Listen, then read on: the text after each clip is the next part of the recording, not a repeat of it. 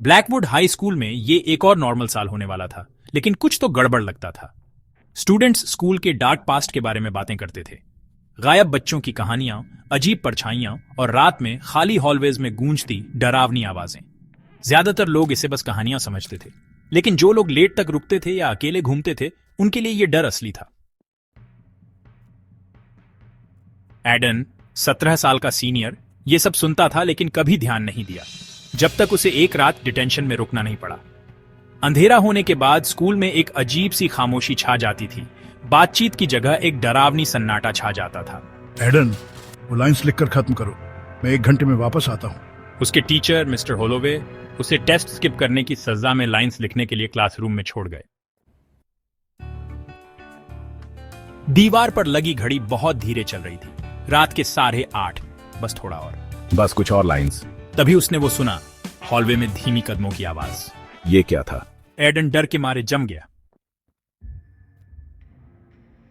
उसने दरवाजे की तरफ देखा, किसी के आने की उम्मीद में, लेकिन हॉलवे खाली था।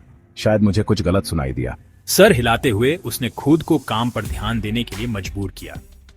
1 मिनट बाद उसके पीछे से एक फुसफुसाहट सुनाई दी। कौन है वहां? मेरी मदद करो। एडन की सांस अटक गई। वो जल्दी से पीछे मुड़ा। वहां कोई नहीं था। कुर्सी जमीन पर घिसटती हुई आवाज करती हुई पीछे गई। जब वो खड़ा हुआ, उसका दिल तेजी से धड़क रहा था जब वो हॉलवे में देख रहा था। अचानक एक खून जमा देने वाली चीख स्कूल में गूंज उठी। एडन डर के मारे क्लासरूम में वापस आ गया और उसकी कुर्सी गिर गई। ये आवाज हॉल के नीचे से, पुराने जिम के पास से आई थी, जहां स्टूडेंट्स नहीं जाते थे। अपने फोन को पकड़ते हुए उसने टॉर्च ऑन की और सावधानी से हॉलवे में कदम रखा। हवा में कुछ अजीब सा था। चीख बंद हो गई थी और उसकी जगह एक डरावनी खामोशी थी। उसके कदमों की आवाज गूंज रही थी जब वो जिम के दरवाजे के पास पहुंचा। एडन हिचकिचाया। उसकी सांसें तेज हो रही थीं। धीरे धीरे उसने दरवाजा खोला। जिम अंधेरा था, बस इमरजेंसी लाइट्स की हल्की रोशनी थी। ब्लीचर्स के पास कुछ हिला। एक परछाई जैसी आकृति झुकी हुई, कांप रही थी। कोई है?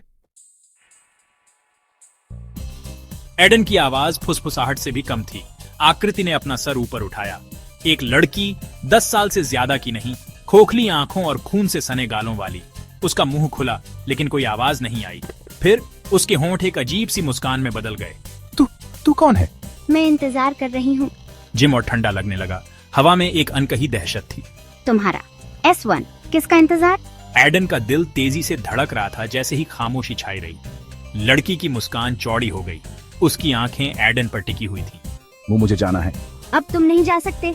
एडन के पीछे का दरवाजा बंद हो गया, उसकी किस्मत पर मुहर लगाते हुए। एडन डर के मारे पीछे हट गया जैसे ही लाइट्स झिलमिलाने लगी। लड़की उसकी तरफ बढ़ने लगी। उसके पैर चमकदार जमीन पर घिसट रहे थे। हर कदम के साथ एक डरावनी आवाज आ रही थी। घबराकर वो मुड़ा और जिम से बाहर भाग गया। दरवाजे बंद कर दिए। उसका दिल तेजी से धड़क रहा था। जब वो हॉल में भागा, उसकी सांसें तेज हो रही थीं।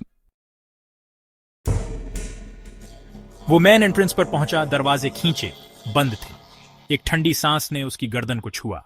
एडन। वो घूम गया। लड़की अब उसके बिल्कुल पास खड़ी थी। उसका सर एक अजीब से एंगल पर झुका हुआ था। एडन चीखने की कोशिश की, लेकिन उसकी आवाज नहीं निकली। अंधेरा हॉल को निगल गया जैसे ही आखिरी लाइट बुझ गई। अगली सुबह चौकीदार को एडन एंट्रेंस के पास भ्रूण की स्थिति में पड़ा मिला। उसकी आंखें दहशत से भरी हुई थी। वो बोल नहीं रहा था, हिल नहीं रहा था, और जब डॉक्टर्स ने उससे बात करवाई तो वो बस फुसफुसा सका। वो अभी भी यहां है। सालों बाद और स्टूडेंट्स के गायब होने के बाद ब्लैकवुड हाई बंद हो गया। बिल्डिंग अभी भी वैसे ही खड़ी है, खाली। लेकिन अगर आप रात में ध्यान से सुने तो आपको अंदर फंसे लोगों की फुसफुसाहट सुनाई दे सकती है, अपने अगले मेहमान का इंतजार करते हुए।